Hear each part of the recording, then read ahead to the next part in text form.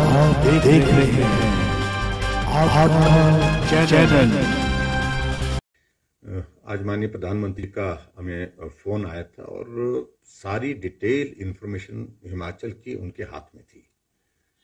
Total number of cases के साथ साथ में रिस्ट्रिक्शंस के बारे में उन्होंने जानकारी ली, पॉजिटिविटी रेट कितना है और उसके साथ में डेथ कितनी है, डेथ रेट कितना है। इन तमाम सारी बातों को चर्चा करने के बाद ऑक्सीजन की सप्लाई कैसे चल रही है, वैक्सीन की सप्लाई कैसे चल रही है और उसके बाद रिस्ट्रिक्शन में कुछ और चीज़ें जो करने की दृष्टि से आप सोच रहे हैं वो भी बात उन्होंने की है। और मुझे इस बात की प्रसन्नता है कि आदरणीय प्रधानमंत्री जी ने विस्तार से चर्चा करने के बाद हिमाचल प्रदेश के लिए इस संकट में हर संभव सहयोग जो दिया जा सकता है वो देने की उन्होंने बात कही है। एक बात तो सबसे बड़ी बात यही है कि आज की तारीख में जो हम लोगों को मुश्किल यहाँ आ रही है, मुश्किल में बड़ी बात यही आ रही है कि ऑक्सीजन की अभी शॉर्टेज तो नहीं है, लेकिन ऑक्सीजन के खाली सिलेंडर हमारे पास उपलब्ध कम है। उस दृष्टि से भी हमने आग्रह किया कि अगर खाली सिलेंडर हमको उपलब्ध हो जाते हैं तो, क्योंकि इस वक्त नंबर ऑफ केसेस हमारे पास जो एडमिट है उनमें से ज़्यादा लोगों को ऑक्सीजन की आवश्यकता महसूस हो रही है और डॉक्टर का कहना है कि ऑक्सीजन के लिए हमको खाली सिलेंडर जितने ज़्यादा मिल सकते हैं, जहाँ से भी मिल सकते हैं, वो उपलब्ध करवाने चाहिए। दूसरी बात, इस बात के लिए भी जो लोगों के बीच में कुछ चीज़ों को लेकर के जो मेडिसिन से रिलेटेड इश्यूज थे, पर्टिकुलरली जो रेमडेसिविर का जिक्र आ रहा था बातचीत में, उसमें उनका कहना है कि वो मेडिसिन सभी मरीजों के लिए आवश्यक है।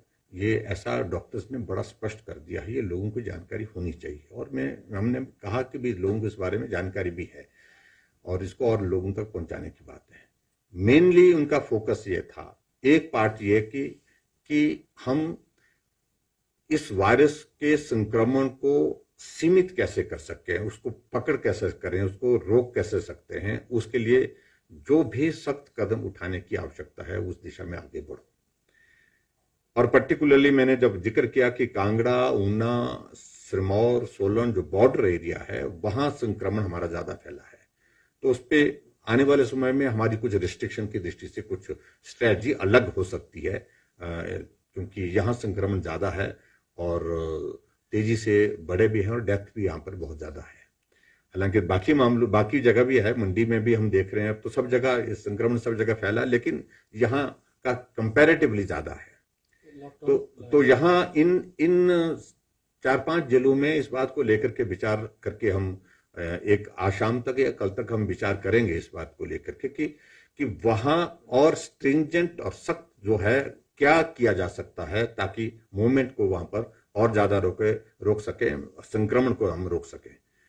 और उसके बाद दूसरा उनका प्रमुख रूप से है कि गरीब आदमी को परेशानी नहीं, मजदूर आदमी को परेशानी ना हो, यानी लाइवलीहुड से कंसर्न लगे प्रधानमंत्री जी। इन्होंने कहा कि लाइवलीहुड पर इसका इम्पैक्ट इस प्रकार का ना आए, जो छोटे लोग हैं उसका क्या रास्ता हो सकता है। तो उस सारी चीज को लेकर के भी उन्होंने कहा कि थोड़े वक्त के लिए तो थोड़ा रिस्ट्रिक्शन, लेकिन लंबा स्पैन उसमें ना हो, इस बात को देख लीजिए किस तरह से किया जा सकता है। तो एक एक चीज को लेकर के डिस्कशन हुई है उनसे।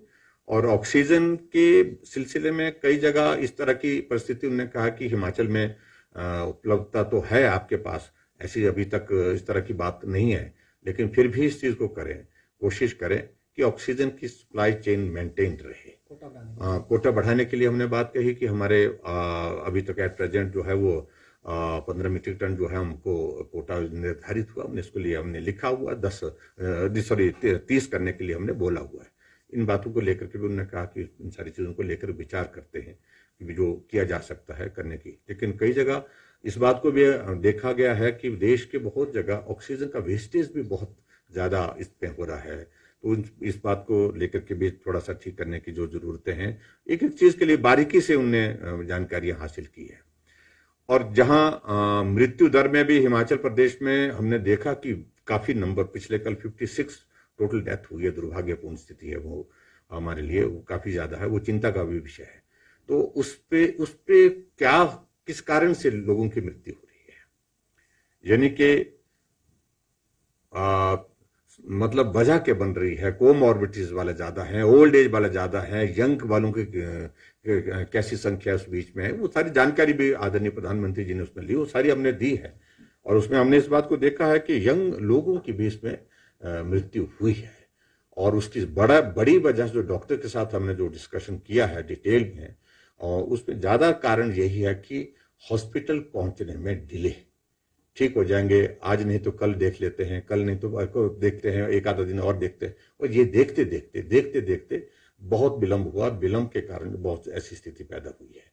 और वायरस का अब की बार का जो इम्पैक्ट संक्रमण में भी, जैसा हमने पहले बताया कि तेज है, और उसके साथ साथ में ये फैटल भी बहुत ज्यादा है, क्योंकि फैटलिटी रेट इसके कारण अब की बार वायरस का बहुत ज्यादा बढ़ा है, ये भी देखने को मिला। इसलिए गंभीरता से लेना है, लोगों तक ठीक जानकारी पहुंचे, लोगों तक ठीक प्रकार से सारी सुविधाएं पहुंचे, इन बातों को सुनिश्चित करने के लिए प्रधानमंत्री जी ने कहा है। इस प्रकार से काफी डिटेल में सारी बातें जो है जो प्रधानमंत्री जी ने की है। और मुझे तो एक एक जिले को लेकर के उन्होंने पूछा कि जिले वाइज पूछा कि भी कहाँ क्या स्थिति चल रही है, तो जहां संक्रमण ज्यादा बढ़ रहा है वहां जो है उस बात को सुनिश्चित करें कि इसको सख्ती वहां पर और ज्यादा करनी चाहिए। सर, पहले जिला भर में आपने लोगों से संपर्क किया, लोगों से मिले। कल आपने खुद पूरी राजधानी शिमला का दौरा भी किया है। हमने कहा कि लॉकडाउन है ही नहीं। बहुत लोग बहुत तरह की बातें करने की कोशिश कर रहे हैं, मैं उनके सिलसिले में बहुत ज्यादा कहना भी नहीं चाह रहा हूं, क्योंकि हर आदमी का अपना अपना सोचने का नजरिया होता है, वो अपने नजरिए से सोचें। हमने एक संतुलित, जिसको बोलते हैं संतुलित निर्णय लिया है। लाइवलीहुड वो भी लाजमी है, बहुत आवश्यक है। हमने इस बात को सुनिश्चित करने के लिए कुछ इस कर्फ्यू में रिलैक्सेशन भी की है, कुछ रिस्ट्रिक्शंस भी की है। और जो बहुत बुद्धिजीवी हमको पढ़ाने लगे, मेहरबानी करके वो अपनी जगह रहें, अपना ज्ञान अपने तक रखें, या लोगों के बीच में जो कहना कहें, लेकिन अनावश्यक रूप से उनको गाली सरकार को दिए बिना तसल्ली नहीं होती है। ये बहुत दुर्भाग्यपूर्ण कल्चर बन गया है। मैं एक वकील को देख रहा था, और जिस भाषा में बोलता है वो मुझे मालूम नहीं कहां पढ़ाई की उस आदमी ने, कहां उसने सीखा, कहां उसने ज्ञान वर्धन किया है, और किस प्रकार मैं उसका इतिहास को जानता हूं, कहां होता था पहले वो, और सारी चीजों को लेकर के कहां पहुंचा वो, कहां। इसलिए मैं उसके बारे में ज्यादा नहीं कुछ कहना चाहता हूं, लेकिन मैं सिर्फ इतना कहना चाहता हूं कि अनावश्यक रूप से गवर्नमेंट के खिलाफ कोई इश्यू है, बोलना चाहिए, कमी है, बोलना चाहिए, लेकिन उसके बावजूद भी जो ऐसे संकट के क्षण में जब दौर गुजर रहा है, हमें इन चीजों से बच करके उन लोगों की मदद के लिए आगे आना चाहिए जिनको मदद की जरूरत है। यही मैं कहना चाहता हूं। पहले दिन से अब जब संक्रमण की गति बहुत तेजी से बढ़ी है, तो बेड कैपेसिटी बढ़ाने के लिए जहां जहां किया जा सकता तो वो हमने करने की कोशिश की है। कांगड़ा में राधा स्वामी सत्संग का जो प्रांगण है, उसमें हमारा काम युद्ध स्तर पर चला है। पहले 250 की कैपेसिटी, उसको 500 तक करेंगे, फिर 1000 तक के लिए, और वो कैपेसिटी एक्सपेंडेबल है। वो अगर बहुत ज्यादा जाने की आवश्यकता पड़ेगी तो 5000 की कैपेसिटी भी उस कैंपस के अंदर की जा सकती है। हमको अगर जरूरत पड़ी तो वहां तक भी जाएंगे।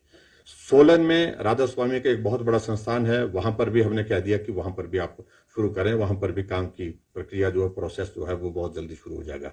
मंडी में राधा स्वामी सत्संग का जो स्थान लेने के बाद वहां पर बेड कैपेसिटी को बढ़ाने के लिए हमने काम शुरू कर दिया। बहुत तेज गति से काम चल पड़ा है, और मुझे लगता है कि 4-5 दिन के अंदर वहां पर भी 200 की कैपेसिटी का हॉस्पिटल वहां पर बन करके मतलब वो तैयार हो जाएगा। हमारे लिए सिर्फ चुनौती एक ही चीज की लिए है कि जितनी बेड कैपेसिटी हम जनरेट कर रहे हैं, उसी तरह से हमको जो जरूरत है वो ऑक्सीजन के सिलेंडर की जरूरत रहेगी, ऑक्सीजन की सप्लाई की जरूरत रहेगी। वो चुनौती है, लेकिन मुझे पूरा भरोसा, पूरा उम्मीद है कि उसमें भी हम पूरा निश्चित रूप से पूरा करेंगे। पीक लग रहा है सर कि पीक आ गया है, या कब तक पीक? अभी तो ऐसा माना जा रहा है कि पीक की दिशा में आगे बढ़ रहे हैं, लेकिन अभी तक कहा नहीं जा सकता है कि पीक ये है, ये आना बाकी है।